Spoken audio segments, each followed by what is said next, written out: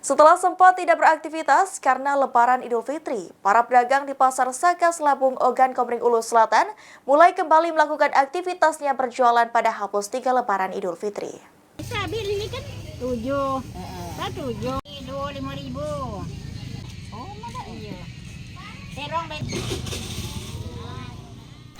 Aktivitas jual beli di pasar tradisional Saka Selabung Ogan Komering Ulu Selatan mulai terlihat menggeliat pasca Lebaran Idul Fitri 1446 Hijriah. Para pedagang sudah mulai berjualan meski barang yang dijual masih belum lengkap, terutama untuk komoditas sayuran. Begitu juga pengunjung pasar yang hendak berbelanja kebutuhan sehari-hari.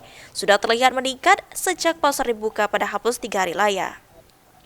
Meski kebutuhan sayuran belum sepenuhnya tersedia, namun untuk harga sayuran di pasaran masih stabil.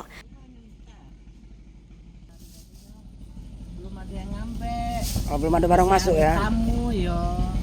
Artinya untuk harga sendiri stabil ya? Ya stabil. Nah, ini barang-barang yang ada dari mana ini? Dari Liwa kami nih. Dari Liwa ya?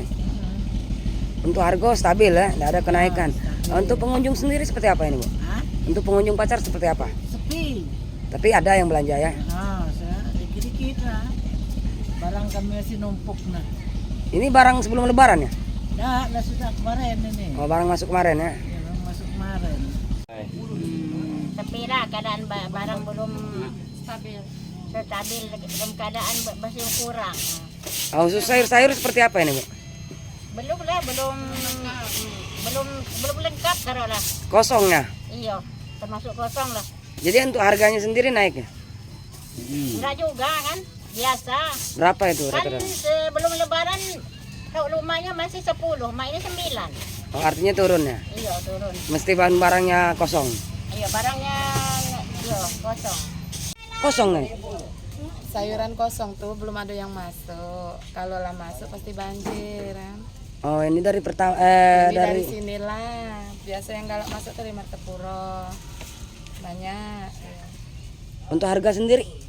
Ini bayam ngeteng 5.000, katu ngeteng 5.000. Artinya tidak ada kenaikan ya? Itu biasa. Standar ya? Cuman kalau untuk pembeli sendiri seperti apa ini Bu? Sudah rame? Guyur. Guyur ya? Iya.